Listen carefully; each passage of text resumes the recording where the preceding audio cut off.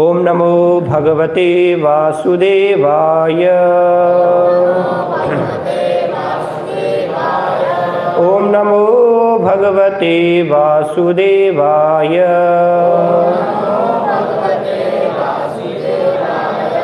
ओम नमो भगवते वासुदेवाय।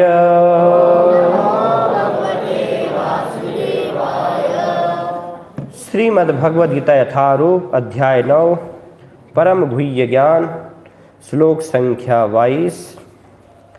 अनन्याश्चिन्तयन्तो मां ये जनाः पर्युपासते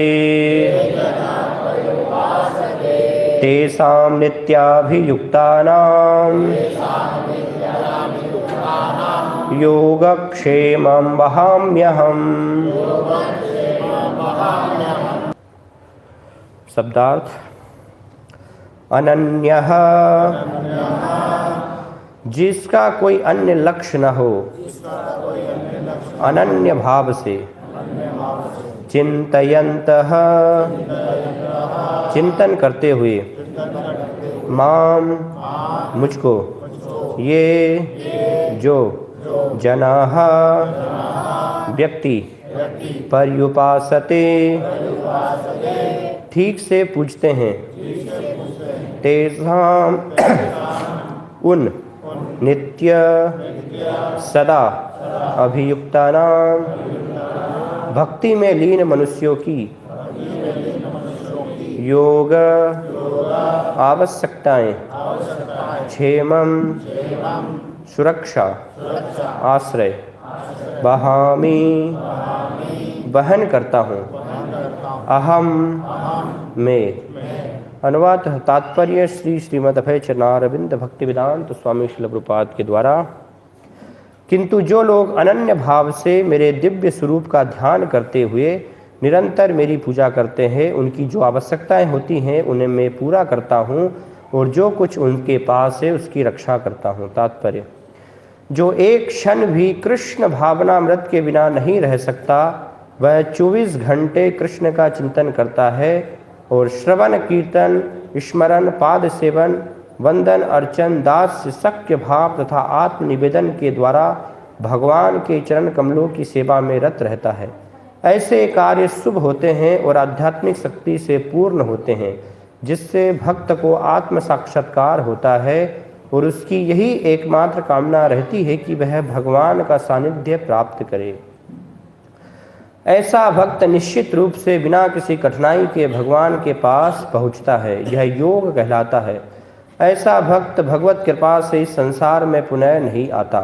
क्षेम का अर्थ है भगवान द्वारा कृपामय संरक्षण। भगवान योग द्वारा पूर्णतया कृष्ण भावना भावित होने में सहायक बनते हैं और जब भक्त पूर्ण कृष्ण भावना भावित हो जाता है तो भगवान उसे दुखमय बद्ध जीवन में फिर से गिरने से उसकी रक्षा करते हैं। ओम अज्ञानतिमिरान्धस्य ज्ञानाञ्जनशलाकया चक्षुर्मिलितं येन तस्मै श्रीगुरुवे नमः। श्रीचैतन्यमनोभीष्टं स्थापितं येन भूतले स्वयं रूपकदा मह्यं ददाति स्वपदान्तिकं। वन्देऽहं श्रीगुरो श्रीयुतपदकमलं श्रीगुरुन् वैष्णवांश्च श्रीरूपं साग्रजातं सहगण रघुनाथान्वितं तं सजीवं साद्वैतं सावधूतं परिजनसहितं कृष्णचैतन्यदेवं श्रीराधा कृष्णपादान् सहगण ललिता श्रीविशाखान्वितांश्च। जय श्री कृष्ण चैतन्य प्रभु नित्यानंद श्री अद्वैत गदाधर श्रीवासादि गौर भक्तवृंद। हरे कृष्णा कृष्णा कृष्णा हरे हरे, हरे राम राम राम हरे हरे। अनन्याश्चिन्तयन्तो मां ये जनाः पर्युपासते तेषां नित्याभियुक्तानां योगक्षेमं वहाम्यहम्। इसके पहले के श्लोक में भगवान अर्जुन को वर्णन करते हैं कि कोई व्यक्ति सकाम कर्म का पालन करके इस जगत में पुण्य कर्म करके स्वर्गलोक की प्राप्ति करता है। वो ते तम भुक्त्वा स्वर्गलोकम विशालम, है ना।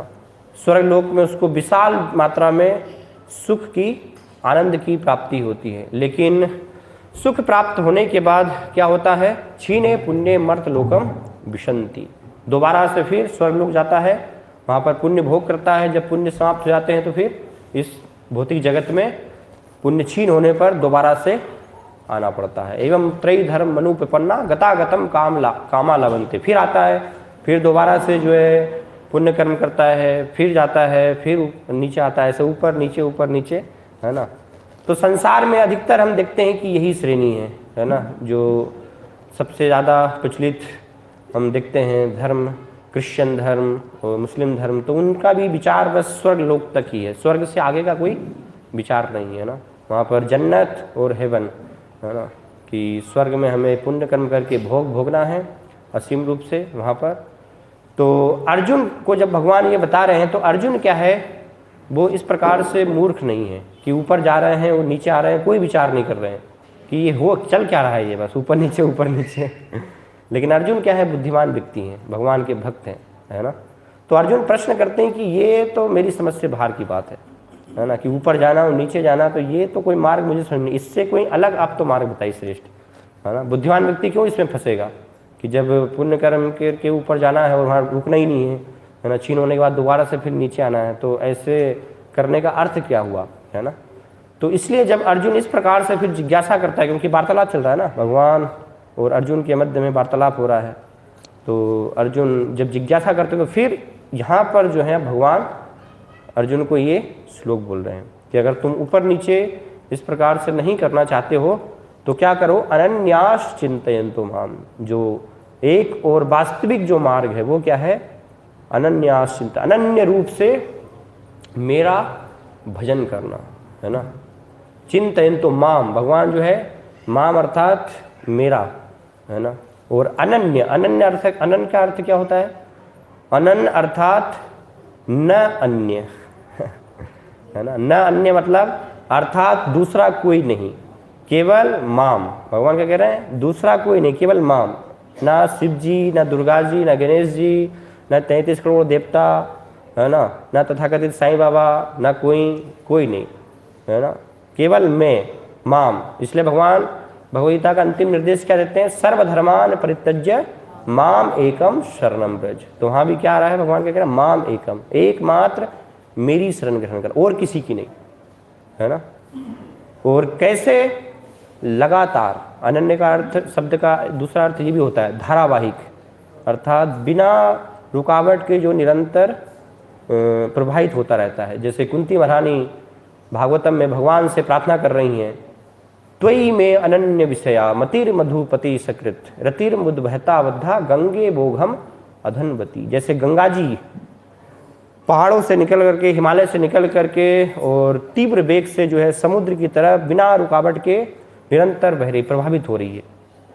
तो अनन्य शब्द का ये दूसरा अर्थ है। एक तो ये अर्थ है कि कोई और दूसरा नहीं कृष्ण के अलावा, केवल वो, है ना। और दूसरा क्या है, लगातार, निरंतर, बिना रुके, है ना, कोई किसी प्रकार से बाधा नहीं। गंगा जी के मार्ग में हम देखते हैं बहुत सारी बाधाएं आती हैं, अलग अलग जंगल आते हैं, कई पहाड़ आते हैं, है ना, लेकिन ऐसे पहाड़ों से भी और जंगलों से भी गंगा जी रुकती नहीं, वो अपना रास्ता जो है पहाड़ को काट करके और सब पेड़ों के जंगल के बीच में से भी बना लेती है। वो निरंतर इस प्रकार से गंगा जी प्रभावित हो रही है। तो कुंती महारानी कह रहे हैं कि हे भगवान, ऐसी मेरी मति जो है वो आप में लग जाए, तो ही मैं अन्य विषया, सारे जगत से जो है विषयों के निकाल करके मेरी बुद्धि जो है अनन्य रूप से आप में लग जाए।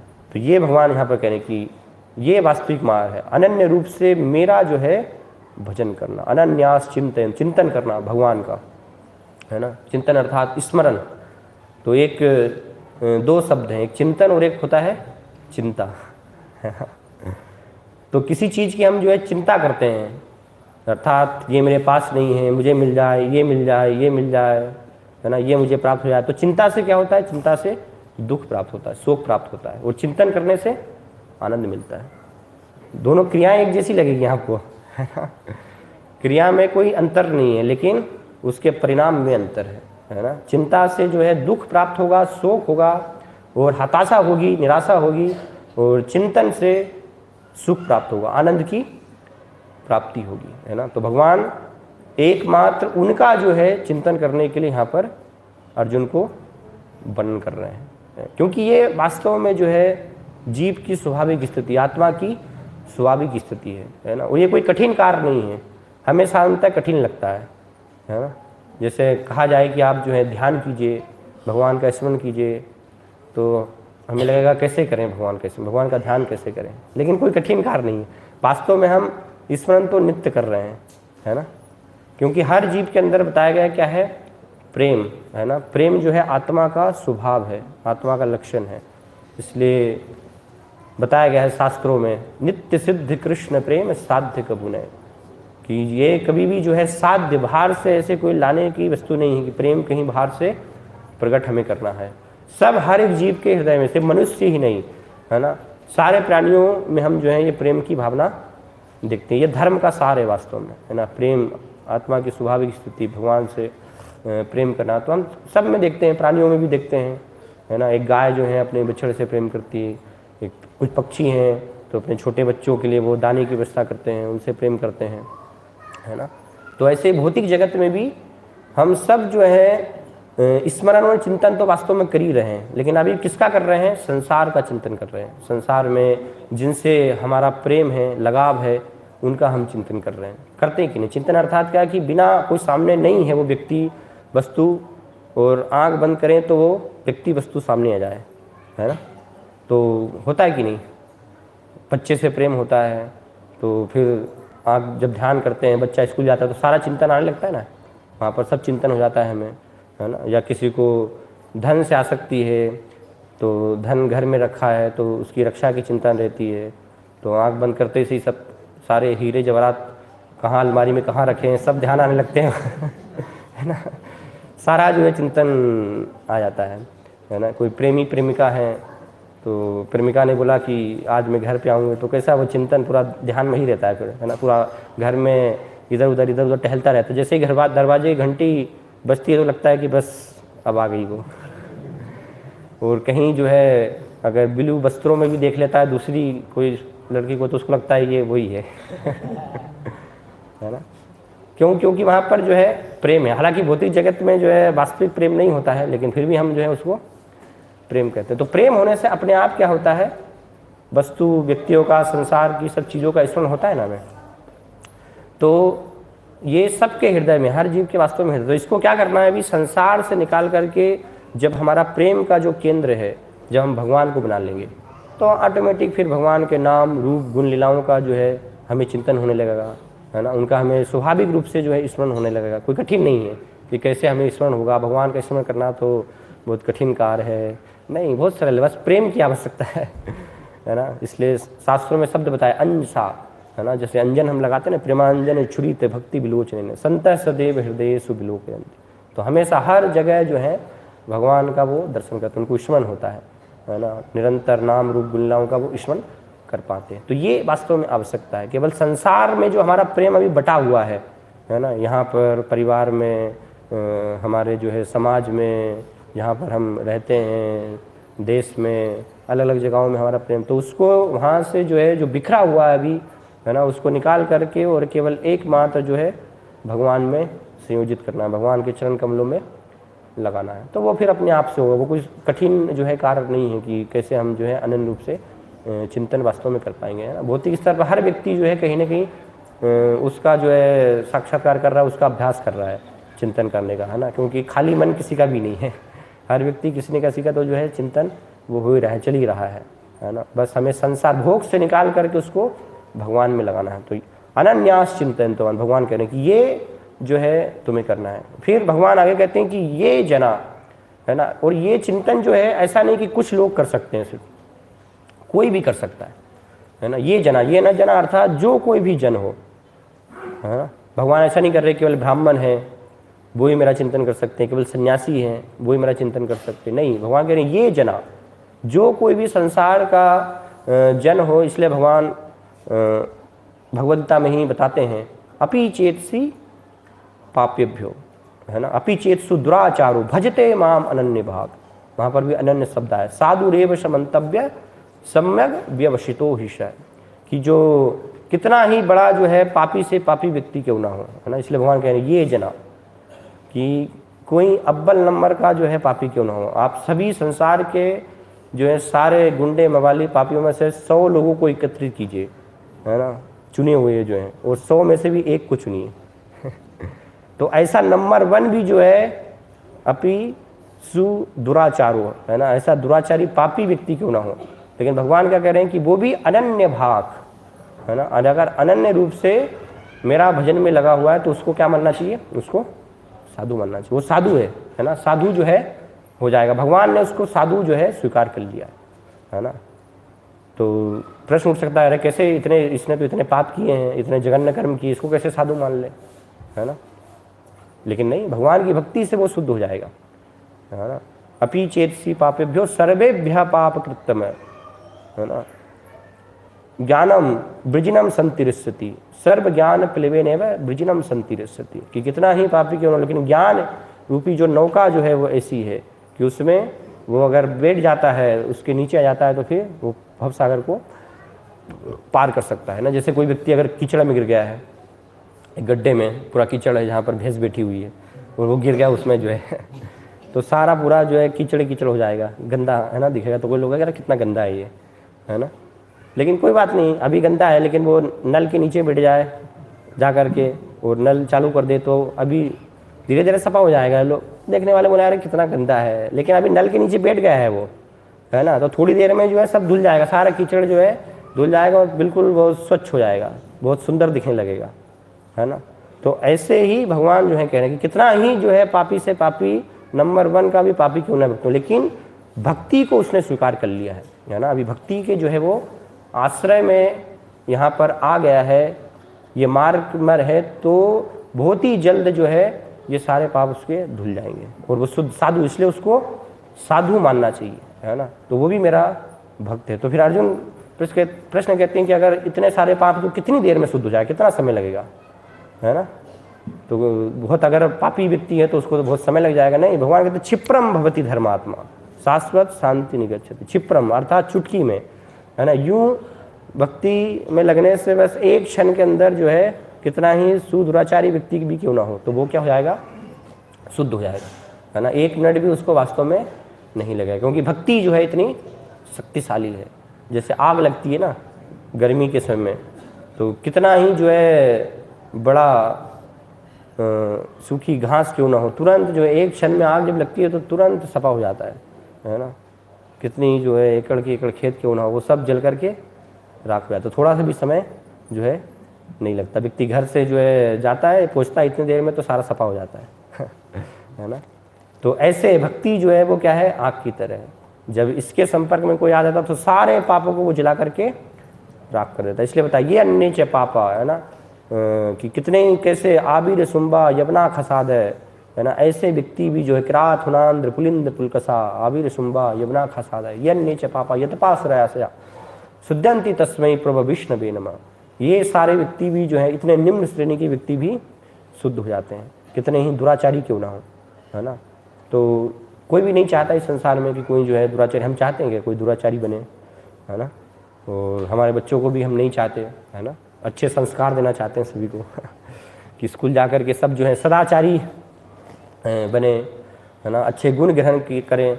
लेकिन कलयुग के प्रभाव से जो सदाचार है ना, वो ऐसे सदाचार गायब होता जा रहा है जैसे कि पेट्रोल और कपूर गायब होता है पूरा सदाचार कुछ भी जो है बचा ही नहीं है ना। स्कूलों में हम देखते हैं, पहले के समय में तो कम से कम जब मैं पढ़ाई करता था, है ना, तो 20-25 साल पहले, तो उस समय जो टीचर होते थे तो सब सम्मान करते थे, है ना। गुरु का जो है उनको, टीचर अगर आ रहे हैं तो उनको एक साइड में खड़े होकर के सब सम्मान देते थे, है ना। लेकिन आजकल सब उल्टा हो गया है। आजकल अगर स्टूडेंट जा रहा है तो टीचर जो है साइड में खड़ा हो जाते हैं, पता नहीं ये कहाँ से आ गया ये आफत की आफत जो है, तो इसलिए वो उनको साइड में खड़ा होना पड़ता है ना। तो इस प्रकार से हम देख रहे हैं कि सारा सदाचार क्यों गायब हो रहा है, क्योंकि वास्तव में जो पात्र है, लोगों ने पात्र को हम स्वीकार नहीं। हम चाहते तो हैं कि सब सदाचारी बने, हमारे बच्चे जो हैं सदाचार बने, लेकिन पात्र कहाँ है ना। जैसे मैं कहूँ कि मुझे पानी पिलाइए, तो कैसे आप पानी पिलाएंगे, डायरेक्ट नदी ले आएंगे क्या पानी पिलाने के लिए जहाँ कोई पात्र में गिलास में लेकर के आएंगे ना। तो ऐसे ही जो आध्यात्म है ना, स्पिरिचुअलिटी आध्यात्मिकता, वो क्या है, पात्र है उससे उसके साथ वो जब पात्र होता है तब वास्तव में व्यक्ति जो है सदाचारी बनते। खाली स्कूल जाने से नहीं, स्कूल में तो अज्ञानता सिखाई जाती है। हम सोचे बस स्कूल में भौतिक शिक्षा ले लें, पढ़ाई कर लें और उससे सारे सदाचार आ जाएंगे, नहीं, बहुत बड़ी भूल है। वो अज्ञानता उससे ग्रहण करेंगे, उससे जो है नंबर 1 के गधे बनेंगे, है ना। तो ये आध्यात्मिकता जो है ये पात्रता चाहिए वास्तव में, है ना। और कलयुग में ये पात्रता ये लोग स्वीकार नहीं, अध्यात्म को स्वीकार नहीं कर रहे हैं। इसलिए हम देखते हैं कि कोई भी अच्छे गुण नहीं है, कोई भी सदाचार नहीं है ना। और पाश्चात्य जगत में तो सदाचार किस चिड़िया का नाम है किसी को पता ही नहीं है वहाँ तो है ना। सारे जानवर की श्रेणी में लोग, क्या करना है क्या कैसे जो है कुछ पता नहीं है, कोई आचरण नहीं, कोई चरित्र नहीं, है ना, किसी भी प्रकार से, है ना।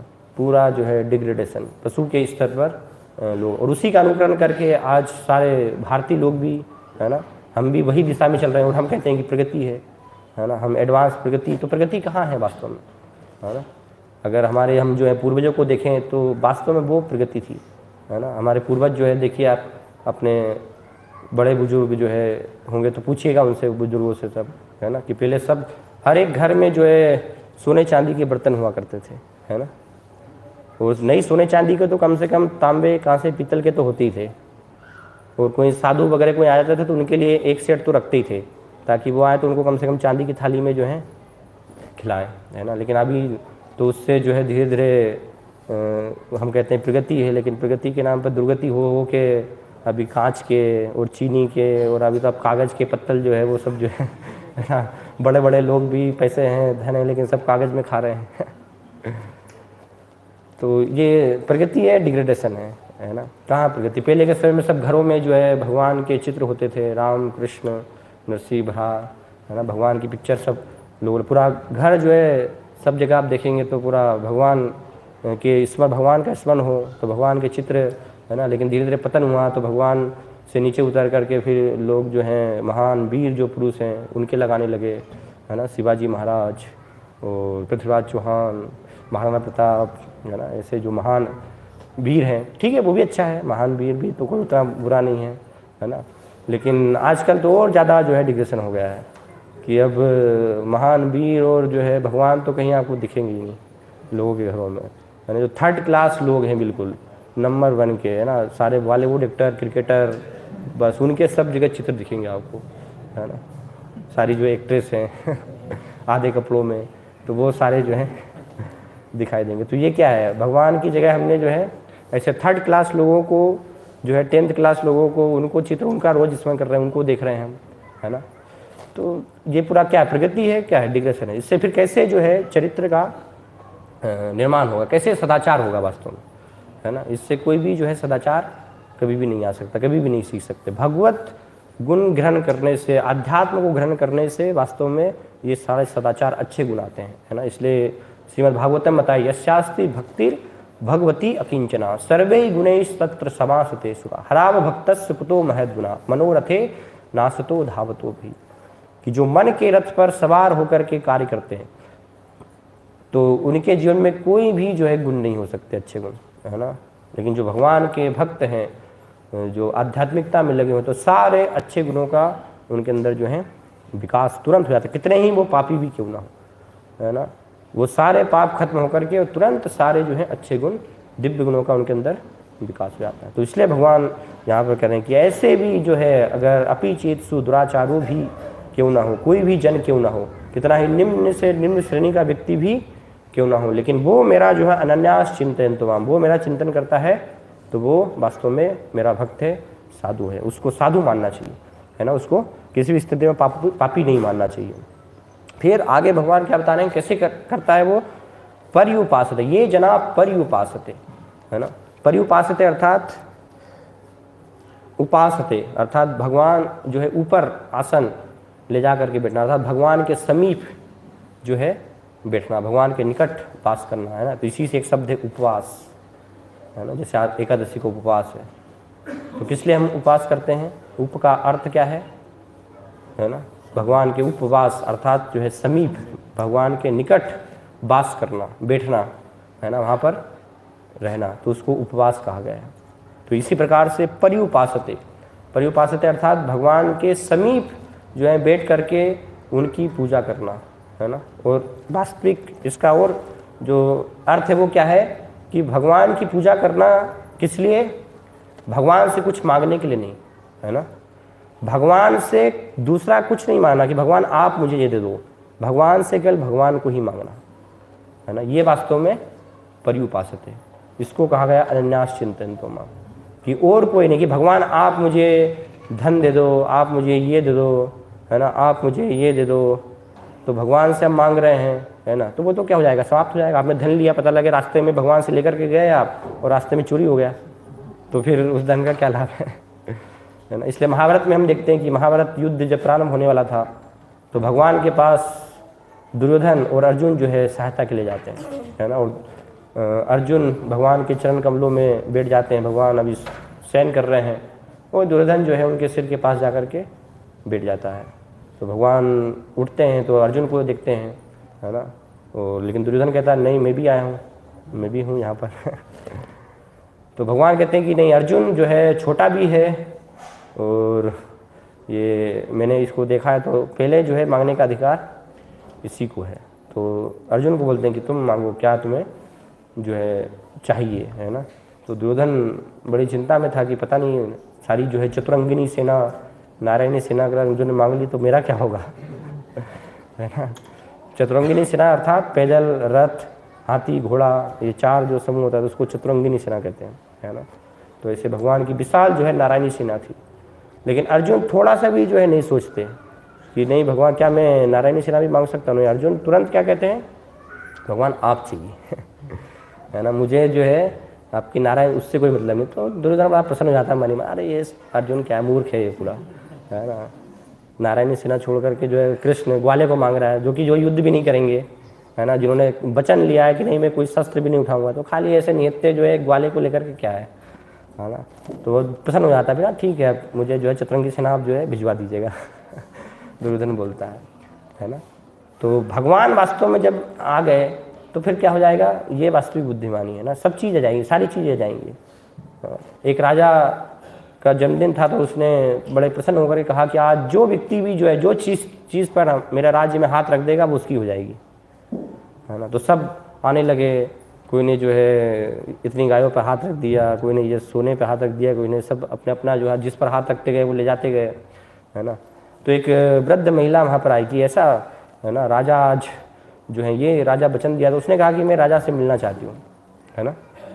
तो पहले के समय में राजा मिलते भी थे, आजकल के समय में जैसे राजा नहीं है कि किसी से मिलते ही नहीं है, बस अपने जो है बढ़िया एसी केबिन में रहते हैं। पहले के समय राजा बाहर निकलते थे, जैसे युधिष्ठिर महाराज है, भगवान रामचंद्र हैं, तो सब लोग जो हैं अपने घरों के जो है छत पर खड़े होकर के सारे फूलों की वर्षा करते थे, है ना, स्वागत करते थे इस प्रकार से।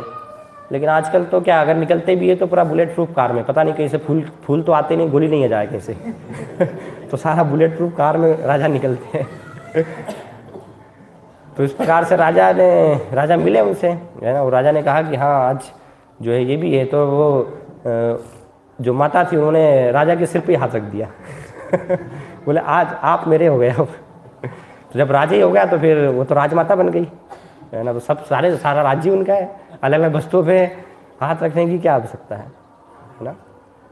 तो इस प्रकार से ये समझने की आवश्यकता है। लेकिन लोग हम देखते हैं कि अपनी मुक्तावश जो है भगवान को नहीं चाहते, भगवान से चाहते हैं, है ना। तो वो वास्तविक भजन है ना। लक्ष्मी को सब चाहते हैं लेकिन नारायण को कोई नहीं चाहता, है ना। हमें लक्ष्मी चाहिए जो है, लेकिन राम नहीं चाहिए, ये रावण की नीति है ना। रावण जो है बिना राम के, बिना नारायण के लक्ष्मी को अशोक वाटिका में सीता को जो है रखना चाहता था, है ना। लेकिन लक्ष्मी क्या है, वास्तव में विष्णु की पत्नी है तो हमेशा वो विष्णु के साथ ही रहती है ना। अगर आप विष्णु के बिना जो है चाहेंगे तो फिर उनको चंचला भी कहा गया है, वो कभी जो है पास में नहीं रहती। इसलिए लक्ष्मी का एक साधारण प्रयोग किया जाने वाला शब्द है ना, दौलत। क्या कहा गया, दौलत, सुना है ना, धन दौलत तो दौलत क्या अर्थ था कि जब लक्ष्मी आती है तो एक लात मारती है वो, तो बड़ा घमंड में आता व्यक्ति, है ना। और जब जाती है तो पीठ के पीछे से दोबारा से लात मारती है, तो ऐसा मुंह के बल वो गिरता है, तो इसलिए दौलत कहा गया, 2 बार लात मारती है फिर कभी उठ ही नहीं पाता वो, है ना।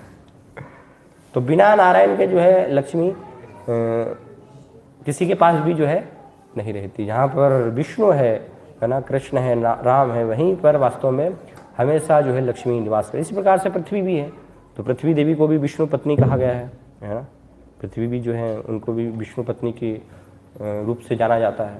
तो लोग हम देखते हैं मिथ्या अहंकार बस बड़ा अधिकार जमाते हैं, ये भूमि मेरी है, ये घर मेरा है, ये जायदाद मेरी है ना। क्या तुम्हारी है भाई? कुछ नहीं लेकर के आए थे तुम। जब आए थे बस बिना कपड़ों के खाली आए थे, ऐसे ही जब जाओगे ऐसे ही जाओगे। एक भी जो है कोई वस्तु लेकर नहीं जाओगे ना। देखा ना आपने, कोई मरता है तो सारे जो वस्त्र अलंकार सब निकाल लिए जाते हैं। पैर की पायल है ना, हाथ के कंगन, कान के कुंडल, बाली, नाथ में नथनी, सब एक भी नहीं छोड़ेंगे, सारे निकाल लेंगे जितने भी स्वर्ण आभूषण है ना। तो क्या आप लेकर, कुछ भी नहीं लेकर के जा सकते। जैसे हम आए थे वैसे ही जो है, लेकिन फिर भी हम अधिकार जमाते हैं ना। तो पृथ्वी देवी क्या है? वास्तव में माँ है ना। तो माँ के रूप में स्वीकार करके अगर आप जो है पृथ्वी की गोद में बैठना चाहेंगे तो वो आपको जो है प्रेम करेंगे, बिठाएंगे। लेकिन आप जो है कि ये मेरी है और उनके पति बनना चाहेंगे, स्वामी बनना चाहेंगे, तो फिर वो हंसेंगी, अरे तुम्हारे जैसे कितने ही आए है ना, कितने ही राजा ऐसे जो है अधिकार जमाने वाले कई आए और कई जो हैं वो सब चले गए ऐसे, है ना। तो इस प्रकार से कभी भी जो है वो, क्योंकि हमेशा भगवान के साथ है, भगवान की ही है ना, भगवान के अलावा और किसी की नहीं हो सकती। तो इसलिए बुद्धिमानी क्या है कि भगवान को ही हमें मांगना चाहिए और किसी से नहीं। ये हमारी एकमात्र संपत्ति, वो अधिकार हमें देना चाहिए कि भगवान मेरे हैं और कोई दूसरा जो है दूसरी चीज़ वो है वो किसी की नहीं। भगवान ठीक है, भगवान ने दी है ना, तो उसको हम उपयोग कर रहे हैं और भगवान की इच्छा, अगर भगवान ले लेंगे तो कोई दिक्कत नहीं है ना, ले जाए भगवान, है ना। तो ऐसे एक सेठ थे, तो उनके पास एक महाराज जी जो हैं, एक साधु आए, है ना। और घर में जब साधु आए तो देखा उन्होंने बहुत अच्छा घर था, तो उन्होंने प्रशंसा की, बहुत बढ़िया, अच्छा, कितना आपका जो है अच्छा घर है। तो सेठ जी ने कहा सब भगवान की कृपा है, सब कुछ भगवान की है, मेरा तो कुछ नहीं है ना, सब आप जैसे महात्माओं की ही कृपा है। फिर घर में अलग अलग फर्नीचर भी थे, वो सब भी देखे उन्होंने, तो बोले कितने अच्छे फर्नीचर, ये सब चीज़ें हैं। बोले ये भी सब भगवान का ही है ना, कुछ भी मेरा नहीं है। फिर बहुत सारे उनके जो है बच्चे भी खेल रहे थे वहाँ पर, छोटे छोटे। तो साधु ने कहा ये बच्चे, ये भी सब आपके ही हैं, सब भगवान की कृपा है, भगवान की ही हैं, मेरा कुछ भी नहीं है सब है ना। फिर और अंदर जो है घर में गए तो अंदर भगवान के जो है विग्रह वहाँ पर रखे हुए। तो उन्होंने पूछा ये विग्रह ये मेरे हैं, है ना, बाकी सब जो है भगवान ने दिए हैं, सब मैं तो एक नौकर हूँ इस घर का, है ना, लेकिन ये मेरे हैं। तो ये वास्तव में एक गृहस्थ की मनोवृत्ति होनी चाहिए कि भगवान मेरे हैं, बाकी जो है घर गृहस्थी है ना और बच्चे परिवार वो सब जो है वो भगवान ने दिए हैं, ठीक है, भगवान छीन भी लेंगे तो कोई समस्या नहीं है। तो ऐसी भावना वास्तव में होना चाहिए। इसलिए भक्तिमोहन ठाकुर बताते हैं आमी तो तुम्हार तुमी तो अमार की काज अपर धन है ना, कि मैं आपका हूँ और आप मेरे हैं, की काज अपर, और धन की दूसरे की आवश्यकता है, ये वास्तविक जो है धन है, पराय धन की ओर कोई आवश्यकता नहीं। तो ये ही एकमात्र वास्तविकता में हमारा केवल भगवान से संबंध है कि हम भगवान के हैं, उनके नित्य सेवक हैं, और भगवान क्या है, भगवान जो है वो हमारे हैं। उसके अलावा सब कुछ जो है पराया है ना, सब कुछ आपको जो भी प्राप्त हुआ है तो ठीक है, वो यहीं छोड़ कर ही जाना है। वो सब संसार में जो है सुख दुख वो सारी स्थिति चलती रहती है, तो उससे हमें विचलित नहीं होना चाहिए ना। जैसे दुख बिना बुलाए जो है अपने आप आ जाते हैं, ऐसे सुख भी आ जाएगा, है ना। उसके लिए भी कोई ऐसे परिश्रम करने की आवश्यकता नहीं है कि नहीं परिश्रम करेंगे तभी जो है हमें प्राप्त होगा। इसलिए प्रहलाद महाराज बताते हैं सुखम इंद्रियकम दित्या देह योगे न देहि नाम सर्वत्र लभ्यते देवात् यथा दुखम यत्नतः। कि प्रहलाद महाराज अपने जो हैं असुर, जो उनके सहपाठी मित्र होते हैं, उनको बता रहे हैं कि भौतिक चीज़ों के लिए तत्प्रयासो न कर्तव्यम यतः आयुर्व्यः परम। ये मनुष्य जीवन की जो आयु है, अवधि है, उसको भौतिक प्रयास करने के लिए जो है सुख सुविधाओं के लिए व्यर्थ नहीं बनाना चाहिए, है ना। क्योंकि जैसे दुख जो है आ जाता है ना, कोई बुलाता है क्या दुख को, दुख तो बिना जो है बुलाए भी दरवाजे पर पहुंच जाता है, खटखटाता दरवाजा है ना, कि मैं आऊँगा प्रवेश करूँगा। कोई मंदिर में आता है भगवान के पास कि भगवान मुझे जो है टीबी हो जाए, मांगता है क्या, भगवान वरदान दीजिए कि मेरे पिताजी को कैंसर हो जाए कोई दुख मांगता है क्या भगवान से? कोई नहीं मांगता ना, सब हम सुख सुविधा ही मांगते, लेकिन फिर भी दुख आता ना, लोग मरते हैं, बीमारी आती है, कैंसर समस्या आती है ना। तो जैसे दुख जो है आ रहा है ऐसे ही सुख भी आ जाएगा। हम सुनते हैं ना कि अचानक से व्यक्ति को जो है घड़ा मिल गया और घड़े में हीरे जवाहरात मिल गया और उसकी तो वाही हो गई पूरी, है ना। तो भाग्य में था तो ठीक है। तो जैसे दुख आ रहा है वैसे ही सुख भी आ जाएगा। ये सब जो है पहलू हैं, कभी ये कभी वो, इस प्रकार से सारा बदलता रहता है। तो उसके लिए प्रयास करने की कोई आवश्यकता नहीं। उसमें हमारा जो अमूल्य समय है मानव जीवन का वो हमें व्यर्थ नहीं गंवाना चाहिए। तो इसलिए पर्युपासते अर्थात जो है भगवान को ही केवल हमें मांगना चाहिए, भगवान से, है ना। ऐसा और कोई नहीं कि भगवान आपसे मैं कुछ मांग लूँ, आप ये दीजिए, नहीं, भगवान आप ही चाहिए बस, और दूसरा जो है कोई भी नहीं चाहिए, है ना। तो फिर अर्जुन जो है यहाँ पर फिर आगे और भगवान बताते हैं ना कि पर्युपासते और तेसाम नित्याभियुक्त नाम, है ना। तेसाम कि ऐसा भक्त क्या है, नित्य रूप से भगवान से ही एकमात्र जो है अभियुक्त होता है हर क्षण, है ना। अभियुक्ता नाम, युक्त अर्थात जो बिल्कुल संलग्न है, और अभियुक्ता नाम पूरी तरह से संलग्न, है ना। पूरा संबंध, जैसे भगवान जैसे वो विज्ञापन कई बार दिखते हैं ना कि बिल्कुल ऐसे जुड़ गए हैं कि कभी भी उनको अब अलग किए नहीं जा सकता है। तो ऐसा जो है भक्त का ये संबंध हो जाता है अभियुक्त भगवान से। इस प्रकार से वो 24 घंटे निरंतर जो है अभियुक्त है कि किसी भी क्षण जो है वो अलग नहीं हो सकता है। तो इसको कहा गया अभियुक्त नाम। तेसाम नित्य रूप से, है ना, हर क्षण भगवान से बिल्कुल जुड़ा हुआ है ना। भगवान के अलावा और किसी चीज़ से वो जुड़ा हुआ नहीं है, किसी चीज़ में भी वो लगा हुआ नहीं है। तो भगवान क्या कह रहे हैं कि इस प्रकार से अगर कोई भगवान की शरण करता, भगवान की भक्ति करता है ना, तो फिर अर्जुन कहते हैं कि अगर ये सब मैं करूँगा, है ना, अनन्यास चिंतन, तो मैं आपका ही चिंतन करूँगा, तो फिर पेट का क्या होगा, है ना, परिवार का क्या होगा, जो है फिर धन कहाँ से आएगा, सब चीज़ें कैसे आएंगी, जो है ये प्रश्न होता है ना। अधिकतर हम देखते हैं, है ना, बताते हैं कि भगवान की शरण में आइए, भगवान की भक्ति कीजिए, यही जीवन का उद्देश्य है एकमात्र।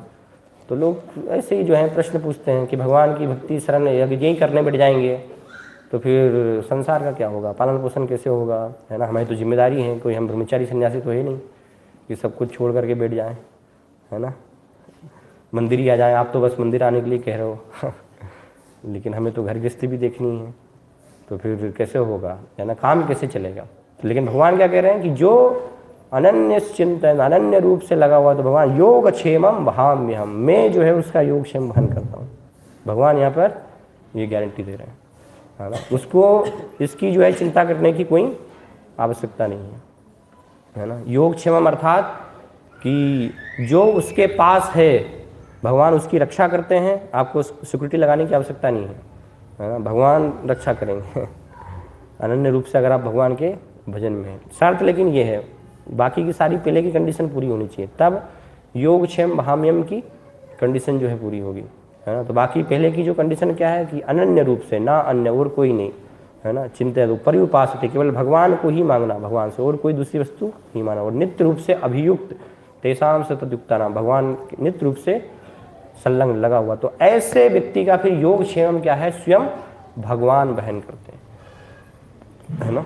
तो वहाम्यम से जो है एक शब्द आता है वाहन, बोला गया ना यहाँ पर, वहाम्यम अर्थात वाहन।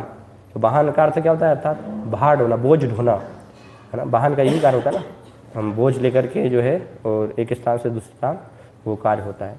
तो भगवान क्या कह रहे हैं कि इस प्रकार से भगवान जो है ऐसी स्थिति को भी ऐसे भक्त के लिए स्वीकार कर लेते हैं, अर्थात उसके जो है नौकर बन जाते हैं, उसके लिए ढो करके लेकर के आते हैं, है ना। तो कितनी भगवान जो है ये सुविधा वास्तव में दे रहे हैं अनन्य भक्त के लिए। तो एक महाभारत पे एक टीका जो है, एक ब्राह्मण अर्जुनाचार्य, उनके द्वारा एक टीका उन्होंने जो है लिखी, अलंकार टीका उसको कहा गया है। तो वो टीका ऐसे महाभारत पर जब लिख रहे थे, तो महाभारत के भीष्म पर्व में यहाँ पर कि ये भगवद गीता 25वें अध्याय से लेकर के 42वें अध्याय तक ये वर्णन किया गया है। तो इसमें जब आते हैं, और ये अध्याय में विशेष रूप से 9वें अध्याय में जब ये श्लोक पर वो आए, और यहाँ पर ये श्लोक उन्होंने पढ़ा कि अनन्यास चिंतन तो माम ये जना पर्युपासते तेसाम नित्याभियुक्ता नाम योग क्षेमम भाम्यम। तो अर्जुनाचार्य ने सोचा कि ये कैसे है कि भगवान जो है बहन करते, क्या भगवान जो है सारे सृष्टि के स्वामी, वो क्या बाहर ढो करके लाएंगे, है ना, वो कैसे बहन कर सकती है, तो संभव नहीं है। तो उन्होंने क्या किया, उसको जो है लाइन को काट दो, उसको कर दिया ददामी, कि भगवान जो है देते हैं, प्रदान करते हैं किसी के माध्यम से। तो ब्राह्मण थे, तो ब्राह्मण का कार्य तो क्या है, भिक्षा मांगना, है ना। तो इस प्रकार से वो ऐसा कर करके और उसको छोड़ करके फिर भिक्षा मांगने के लिए जो है चले गए, क्योंकि ब्राह्मण इसी से जो है, जो वास्तविक ब्राह्मण होते हैं वो जीविकोपार्जन करते हैं, केवल एकमात्र जो है भिक्षा के द्वारा ही, है ना। दरिद्रता जो है वो क्या है, ब्राह्मणों का भूषण बताया गया है, उनका अलंकार बताया गया है, इसलिए वो हमेशा अपने आप को दरिद्र ही रखते हैं, है ना। कल की भी वो चिंता नहीं करते, पूरी तरह से भगवान के ऊपर निर्भर रहते हैं, है ना, कि कल क्या होगा, है ना, परसों क्या होगा, नहीं। संग्रह करना जो है वो वेश्य का कार्य है, ब्राह्मण का कार्य संग्रह करना नहीं है। तो एक ब्राह्मण के यहाँ पर जो है एक कोई कुछ सामग्री लेकर के आते हैं और वो आवाज़ लगाते हैं कि ये मैं कुछ सामग्री लेकर के आया हूँ दान करने के लिए। तो ब्राह्मण जो है ब्राह्मणी से पूछते हैं कि कुछ है हमारे पास। बोले आज शाम तक की तो व्यवस्था है ना। तो बोले नहीं चाहिए, शाम तक की है हमारे पास किसी और दूसरे को जो है आप दे दो। फिर दूसरे ब्राह्मण के घर जाते हैं तो वहाँ पर उनको बोलते हैं कि कुछ मैं सामग्री जो है घी, है ना, आटा, दाल, वो सब लेकर के आया हूँ, तो आपको आवश्यकता है आप जो है लीजिए। तो ब्राह्मण ब्राह्मणी से पूछते हैं कि अभी तो हमने बना लिया है ना, ये दोपहर की तो व्यवस्था हो गई है। तो बोले नहीं चाहिए, अभी तो है। तो वो बोलते हैं कि शाम का। बोले शाम का देखा जाएगा, जब अभी दे दिया है तो फिर शाम के लिए भी दे देंगे भगवान है ना। तो इस प्रकार से जो है ब्राह्मण हमेशा भगवान के ऊपर निर्भर रहते हैं हर स्थिति में, कि रक्षसति इति विश्वास हो, भगवान जो है वो हर स्थिति में मेरी रक्षा करेंगे, उनको कल की भविष्य की जो है कोई चिंता नहीं, इसलिए वो संग्रह नहीं कर हमेशा। इसलिए ब्राह्मण जो है वो दरिद्र रहते हैं, उसमें ही संतोष, इसलिए ये उनका वास्तविक धन है ना। संतोष जो है वो ब्राह्मण का धन बताया गया है ना। जैसे सुदामा, तो सब इस प्रकार की दरिद्रता है, अवस्था है कि खाने के लिए भी कभी भी कुछ भी नहीं है, लेकिन भगवान के ऊपर नहीं, ठीक है कोई बात नहीं, आज भगवान ने नहीं दिया तो उपवास रखेंगे आज, है ना, क्या समस्या। तो भगवान के पास गए तो भी जो है भगवान से कुछ उन्होंने मांगा नहीं, है ना। ये सुदामा, हालांकि उनकी पत्नी ने बोला था कि आप जो राजा हैं, भगवान तो आपके द्वारिकाधीश हैं, तो आप मांग करके लाइएगा, लेकिन भक्त जो है केवल भगवान को ही मांगता है, भगवान से और किसी चीज़ को नहीं मांगता, है ना। तो उनको संकोच हो रहा था कि कैसे भौतिक चीज़ जो है धन, भगवान से धन कैसे मांग सकता हूँ मैं, है ना। लेकिन हालांकि जब वापस गए तो फिर देखा तो झोपड़ी की जगह सारे महल थे वहाँ तो है ना। भगवान ने जो है, क्योंकि वो अनन्य चिंतन का फल जो है बढ़ के दिया उसको। ऐसे ही हम देखते हैं कि जब फल बेचने वाली आती है भगवान के पास, है ना, और भगवान बाल रूप में जो है, भगवान को पता था कि जो भी ऐसे कुछ लेकर के आता है तो उसको कुछ धान देकर के बदले में कुछ फल ले लिया जाता है। तो भगवान अपने हाथों में, छोटे छोटे नन्हे हाथों में जो है जैसे धान लेकर के जाते हैं, वो धान तो सब हाथ से गिर जाता है, थोड़ा ही वहाँ पर लेकर के जाते हैं, लेकिन फिर भी वो सारे जो हैं फल वो दे देती है ना। तो थोड़े से वो धान जो है उसकी टोकरी, वो बाद में जब टोकरी देखती है तो सारी जो है रत्नों से भर जाती है ना।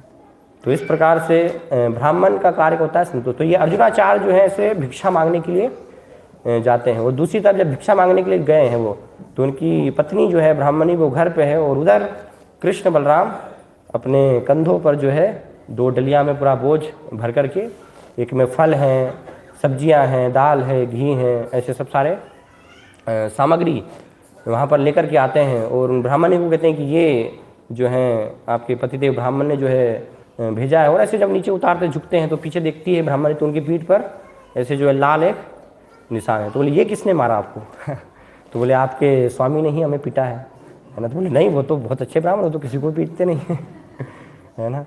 तो बोले नहीं, मैं बनाती हूँ, तुम यहीं रुकना और ये प्रसाद भी फिर लेना, है ना। तो लेकिन ब्राह्मणी पकाने के लिए जाती है और कृष्ण बलराम फिर निकल जाते हैं। तो वापस जब अर्जुनाचार्य जब आते हैं और फिर बहुत अच्छा जो है उन्होंने तो सारे पकवान अच्छे बनाए हैं, खीर पूरी सब्जी सब बढ़िया, है ना, ब्राह्मणी ने, क्योंकि भगवान ने ही सारी ये सामग्री दी है।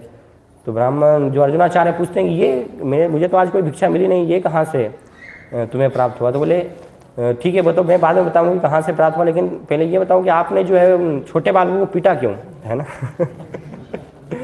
तो अर्जुनाचार्य जो है थोड़ा बुद्धिमान होते हैं, तो वो समझ जाते हैं किन बालकों को। हाँ, तो वो समझ जाते हैं कि वास्तव में ये कृष्ण बलराम ही थे ना, कि कृष्ण जो भगवद गीता का जो ये लाइन है बहाम्य हम, कि स्वयं जो है भगवान वास्तव में ढो करके आते हैं, तो उसको मैंने काट दिया था, तो इसलिए कृष्ण बलराम स्वयं जो है वहाँ पर आए, है ना।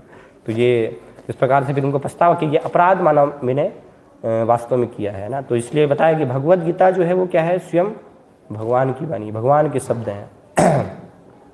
एक प्रकार से भगवान का जो है श्री विग्रह है भगवत गीता। तो भगवत गीता को अस्वीकार करना या भगवत गीता के शब्दों को हम कुछ नहीं समझ पा रहे हैं अपनी तुच्छ बुद्धि से, तो उसको भगवत गीता को काट देना, अर्थात जो है भगवान की हम जीव को काट रहे हैं, है ना। भगवान के शरीर को हम हानि क्षति पहुँचा रहे हैं भगवत गीता को काट, क्योंकि कोई साधारण बुक से नहीं, कोई साधारण जो है पन्ने नहीं है ना, स्वयं भगवान से अभिन्न है इस प्रकार से।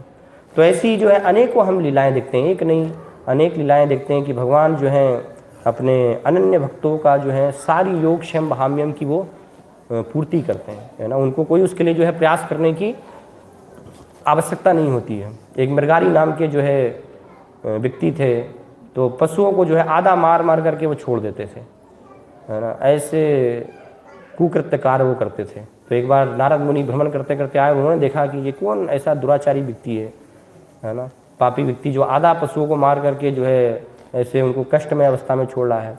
तो गए मृगारी के पास और उसको उपदेश दिया कि इसका तो तुम्हें पाप फल। तो वो नारद जी के जो है शिष्य बन गए, है ना, और पाप कर्म उन्होंने छोड़ दिया और नारद जी के वचनों को स्वीकार कर लिया, भजन करने लगे, है ना। तो उनको पूरा श्रद्धा थी, विश्वास था, इसलिए नारद जी ने पूछा कैसे व्यवस्था होगी, तो बोले सब व्यवस्था हो जाएगी, खाने पीने कोई दिक्कत नहीं, है ना। तो भजन करना बस उन्होंने तो चालू किया पेड़ के नीचे बैठ करके। और जब गांव वाले ने देखा सारे, अरे ये तो सुधर गया पूरा, है ना। तो पहले तो डरते थे उससे लोग, लेकिन देखा कि ये तो साधु बन गया अब। तो सब लोग, कोई जो है शक्कर लेकर के आ रहा है, कोई घी लेकर के आ रहा है, कोई आटा, कोई सब्जी, कमी नहीं है। एक अकेला व्यक्ति कितने खाएंगे है ना। किसी प्रकार से कोई वहाँ पर जो है कमी नहीं है।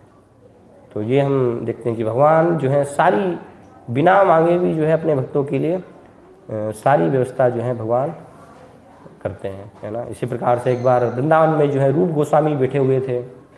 तो रूप गोस्वामी के पास उनके बड़े भाई सनातन गोस्वामी उनसे मिलने के लिए आते हैं। तो उनकी इच्छा होती है, वो तो जो है भिक्षा पर ही अपना जीवन यापन करते थे। कभी छाछ मिल गया तो ठीक है वो पी लिया, नहीं तो नहीं मिला तो पूरा उपवास, है ना। 2-2, 3-3 दिन, हफ्ता भर कभी कुछ ग्रहण नहीं करते। 3 दिन में कभी थोड़ा सा छाछ मिल गया तो उस छाछ को ही केवल पी ले। तो अनन्य रूप से केवल भगवान के भजन में लगे हुए हैं। तो लेकिन अब बड़े भाई आए हैं तो थोड़ा स्वागत तो करना ही चाहिए कुछ उनका। तो इच्छा हुई कि अगर कुछ जो है दूध होता, थोड़े चावल होते तो खीर बना करके इनको जो है खिलाई जाती, इनका स्वागत किया जाता। तो जब ऐसी जब इच्छा हुई तो तुरंत फिर क्या है, राधा रानी जो है एक बालिका के रूप में आती हैं और राधा रानी बोलती हैं कि ये जो है मेरी माता ने बाबा आपके लिए भेजा है। तो सारा दूध जो है सामग्री, है ना, शक्कर, घी, सब और बढ़िया फिर खीर वहाँ पर बना करके, और वो सनातन गोस्वामी, तो सनातन गोस्वामी जब आस्वादन करते हैं तो उनको अमृत के समान जो है इस प्रकार से उसकी मिठास वो आस्वाद कर पाते हैं। तो उनको लगता है ये तो कोई साधारण व्यक्ति के हाथों से संभव नहीं हो सकता, है ना, ये तो स्वयं राधा रानी की ही कृपा है।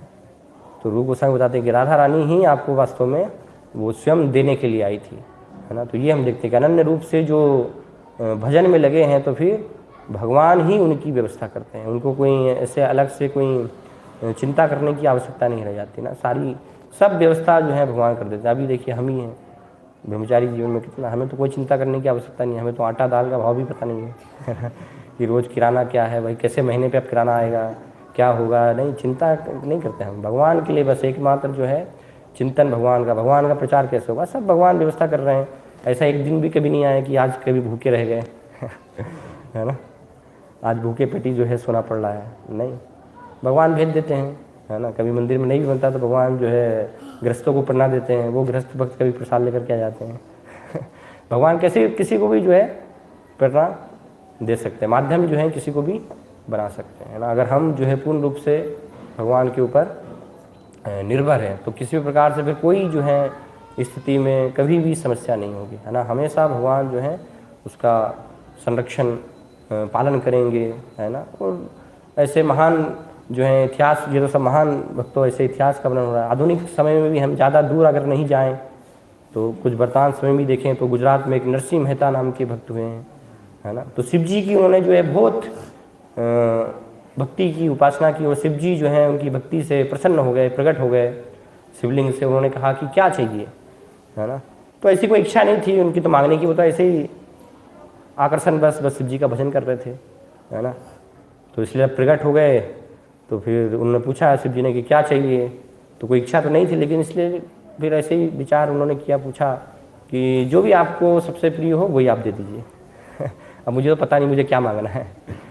तो शिव जी ने कहा जो मुझे सबसे प्रिय हो वो मैं दे दो, तो मुझे तो सबसे प्रिय कृष्ण है ना, इसके अलावा तो मुझे कोई प्रिय नहीं है। तो तुरंत फिर नरसिंह मेहता को जो है वहाँ से द्वारिका ले गए, है ना। शिव जी वो द्वारिका में जो है रुक्मणी द्वारिकाधीश का सुंदर जो है उनको दर्शन करवाते हैं, वहाँ पर साक्षात्कार शिव जी जो हैं करवाते हैं। तो इस प्रकार से शिव जी की कृपा से द्वारिकाधीश और रुक्मणी जी की भक्ति में नरसिंह मेहता पूरा तन्मय हो गए, संलग्न हो गए। तो बाद में जो है सब लोग उनको परिवार के बोल रहे हैं कि तो चिंता भी करो, थोड़ा परिवार के बारे में भी कुछ देखो, है ना, तुम्हें पुत्री का विवाह भी करना है। लेकिन प्रसिद्ध है ना क्या, नानी बाई का मायरा, है ना। तो भगवान स्वयं रुक्मणी जी और द्वारिकाधीश ही क्या है वो वहाँ पर जो है मामा मामी के रूप में आते हैं, है ना।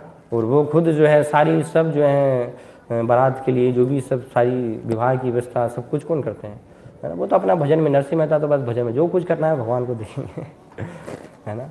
तो सारा जो है भगवान फिर रुक्मणी द्वारिकाधीश जो है वो व्यवस्था करते हैं, क्योंकि अनन्य भक्ति में लगे हुए हैं, है ना। इसी प्रकार से महाराष्ट्र में हम देखते हैं एक सखूबाई नाम की जो है बहुत ही महान भगवान विट्ठल की भक्त हुई हैं, है ना। तो सामान्यतः उनके जो पति थे उनकी सास जो है बहुत ही एक प्रकार से उनकी विरोधी थी, उनको भक्ति नहीं करने देती थी, है ना। तो एक बार उनकी इच्छा हुई, संत तुकाराम जो है जा रहे थे विट्ठल जी का दर्शन करने, तो उनकी भी इच्छा हुई कि मैं भी जो है पंढरपुर में जाकर के विट्ठल का दर्शन करूं। लेकिन जाने की इच्छा हुई तो उनकी जो है सास पकड़ के बांध दिया उनको घर में, है ना। लेकिन प्रार्थना थी, तीव्र जो है भक्ति थी, तो फिर भगवान जो है वहाँ पर स्वयं विट्ठल कृष्ण ही है ना। तो वो प्रकट होते हैं और वो उनको कहते हैं कि तुम जाओ वहाँ पर पंढरपुर दर्शन करके आओ, तुम्हारी जगह मैं यहाँ पर बंध जाता हूँ। तो भगवान जो है वहाँ पर सखूबाई का रूप लेकर के वहाँ पर बंध गए। फिर सास आई, उनके पति आए, बोले ये कार्य करो, ये का भगवान ही बर्तन धो रहे हैं, भगवान ये सारा जो है गट्टी चला रहे हैं, सब भोजन भी पका रहे हैं, है ना। वो तो दर्शन 1 महीने के लिए दर्शन करने निकल गई आराम से दर्शन करके फिर आई, है ना। तो भगवान ऐसा नहीं कि कोई सेवक को जो है भेज देते हैं, नहीं, है ना। भगवान जो है भक्त के लिए स्वयं जो है आते हैं। इसलिए भगवान यहाँ पर कह रहे हैं कि योग क्षेमम भाम्यम, मैं खुद जो है आता हूँ, है ना। क्योंकि भक्त जो है भगवान को बहुत ही प्रिय है। भक्त जो है एक प्रकार से भगवान का क्या है, हृदय, है ना। भगवान भक्तों के हृदय में वास करते हैं और भगवान के हृदय में उनके भक्त वास करते हैं। तो इसलिए भगवान बताते हैं दुर्वासा मुनि को, साधवो हृदयम मह्यम साधुनाम हृदयम तो हम मदन्यत तेन जानन्ति ना हम तेभ्यो मनागपि। मेरे अनन्य भक्त जो है मेरे अलावा और कुछ भी नहीं जानते और मैं उनके अलावा और कुछ भी नहीं जानता हूँ, है ना। तो एक बार महाभारत का युद्ध समाप्त होने के बाद भगवान सब द्वारिका की रानियों को लेकर के कुरुक्षेत्र जो स्थान है तो वहाँ पर वो ग्रहण के समय जो है सूर्य ग्रहण के समय वहाँ पर गए, क्योंकि कुरुक्षेत्र का बहुत ही महत्व बताया गया है धार्मिक स्थल के रूप में, है ना। धर्म स्थल के रूप में वहाँ पर बहुत सारे जो है तीर्थ है ना। ब्रह्मा जी ने वहाँ पर तपस्या की थी, तो इसलिए ब्रह्मा जी का स्थान है। वहीं स्वयं जो है भगवान ने ये दिव्य भगवद गीता का उपदेश दिया। वहीं पर जो है भीष्म पितामह हैं, तो उन्होंने अपनी देह का जो है त्याग किया। वहीं पर भीष्म पितामह के लिए अर्जुन ने जो है गंगा जी प्रकट की अपने बाण से, है ना। तो ऐसे स्थान में भगवान जो है सबको लेकर के जाते हैं और पता चलता है तो फिर सारे वृंदावन वासी भी जो हैं, सारी गोपियाँ, राधा रानी, है ना, वो सब भी वहाँ पर आते हैं। और नंद बाबा है, माता यशोदा हैं, भगवान से मिलते हैं, कृष्ण से मिलते हैं, बलराम जी से मिलते हैं, है ना। तो मिलाप होने के बाद जो है फिर द्वारिका की जो रानियां हैं तो भी सब राधा रानी से मिलती हैं, क्योंकि द्वारिका में प्रतिदिन भगवान उनका जो है गुणों का, दिव्य गुणों का वर्णन करते थे कि सारी गोपियों के कितने जो है महान गुण हैं, है ना। तो ऐसी बहुत तीव्र उत्कंठा जो है उनकी इच्छा थी, तो सब मिलती हैं। उनके लिए जो है कुछ दूध जो है फिर बनाती हैं, है ना, रुक्मणी जी, गरम गरम दूध वो राधिका को, राधी रानी को देती हैं दूध। तो वो दूध पीती हैं और फिर जब वापस भगवान के पास जो हैं सिर में जब जाती हैं तो देखती हैं कि भगवान के चरणों में क्या है, पूरे फपोले हो गए हैं है ना। तो बोले ये कैसे? तो फिर भगवान उनको जो है वहाँ पर हंसते हैं। भगवान बताते हैं कि आपने जो है अभी गरम गरम दूध जो है राधा रानी को दिया, तो राधा रानी के हृदय में तो मेरे चरण रहते हैं, मैं विराजमान रहता हूँ, तो उसी कारण से ये चरण क्या है वहाँ पर जल गए। तो इसलिए बताया कि भक्तों के हृदय में क्या है, भगवान रहते हैं, भगवान के हृदय में भक्त रहते हैं। इसलिए भक्तों को कष्ट देना अर्थात वो भगवान को कष्ट देना है ना। तो इसलिए हमेशा हमें जो है वैष्णवों का किस प्रकार काय मन वाक्य करे वैष्णव संतोष, है ना, ये बताएगा कि वैष्णव जो हैं वो समस्त सद्गुणों के भंडार होते हैं। वैष्णव गुण ग्राही ना देखे दोष, है ना। वैष्णव जो है सारे गुणों के वो भंडार होते हैं, समुद्र होते हैं, तो कभी भी उनमें हमें कोई त्रुटि दोष नहीं दिखना चाहिए। और काय मनो वाक्य करे वैष्णव संतोष, अपने शरीर मन और वाणी से हमेशा जो है कैसे वैष्णव संतुष्ट हो, भगवान के भक्त जन जो हैं उनको हम प्रसन्न कर पाएँ, संतुष्ट कर पाएँ, वो हमारा प्रयास होना चाहिए। क्योंकि भगवान के भक्त अप्रसन्न अर्थात हमने भगवान को ही अप्रसन्न कर दिया, है ना, भगवान को ही हमने नाराज कर दिया। भक्तों के हृदय को ठेस पहुंचाना अर्थात भगवान के हृदय को हमने क्षति पहुंचा दी। तो इस घटना से वहाँ पर ये भगवान जो हैं प्रकट करते हैं कि मैं स्वयं ऐसे मेरे भक्तों के हृदय में रहता हूँ, है ना। तो इस प्रकार से हम देखते हैं कि प्रत्यक्ष रूप से भगवान जो हैं अपने अनन्य भक्तों का योग क्षेमम भाम्यम करते हैं, है ना। जो भी उनके पास है भक्ति भगवान की सेवा करने के लिए उसकी रक्षा करते हैं, और जो कुछ नहीं भी है ना, अगर वो भक्ति करने के लिए आवश्यक है तो भगवान क्या करते हैं, उसको प्रदान करते हैं। अनावश्यक चीज़ नहीं देते भगवान, है ना। हम सोचे कि नहीं अनन्य भजन करेंगे तो भगवान सब मिल जाएगा, सारी चीज़ें भगवान ही दे देंगे वो तो नहीं, भगवान भौतिक इच्छा है तो फिर भगवान वहाँ पर नहीं देते हैं ना। क्योंकि भगवान विचार करते हैं कि ये तो विष मांग रहा है, मूर्ख कैसा है, जहर मांग रहा है मुझसे, संसार का भोग जो है जहर के समान है, वो मैं इसको क्यों दूंगा विष जो है ना।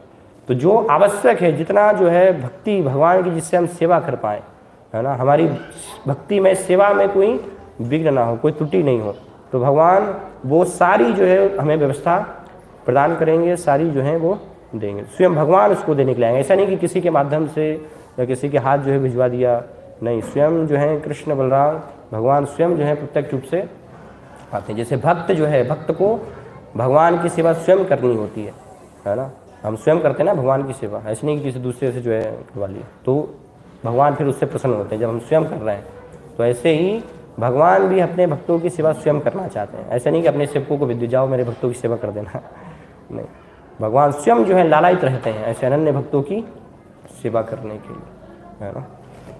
तो इस प्रकार से ऐसे अनेक जो है हम भक्त देखते हैं जिनका कि भगवान योग क्षेमम भाम्यम करते हैं, उनकी सारी आवश्यकताओं की। तो ये विश्वास, ये श्रद्धा होनी चाहिए, है ना। इसलिए सारा प्रयास हमारा होना चाहिए कि कैसे अनन्यास भगवान का अनन्य रूप से चिंतन करें हम, ये एकमात्र कार्य होना चाहिए मनुष्य जीवन में। बाकी बहुत ज़्यादा हमें जो है चिंता नहीं करना चाहिए, कैसे संसार का कार्य होगा, कैसे पालन होगा, वो सब भगवान व्यवस्था कर देंगे, है ना। चींटी को कन भर और हाथी को मन भर, भगवान ही दे रहे हैं ना सबको। तो पशु व्यवस्था चिंता करते हैं क्या, उनको कैसे प्राप्त हो? हम पशु से भी गए गुजरे हो गए, मनुष्य को बुद्धि दी, लेकिन हम चिंता करते हैं कैसे होगा, क्या होगा, कैसे आएगा, सब जो है आएगा। बस भगवान पर श्रद्धा विश्वास होनी चाहिए। या अनन्य भजन मिलेंगे तो सब कुछ संभव है। ओके, टाइम एक्चुअली हो गया है, नहीं तो अनन्य भक्तों के लक्षण क्या है वो भी हम विचार करते, है ना, लेकिन बाद में जो है फिर चर्चा करेंगे। हरे कृष्णा। श्रीमद् भगवद गीता यथारूप की जय, श्रील प्रभुपाद की जय।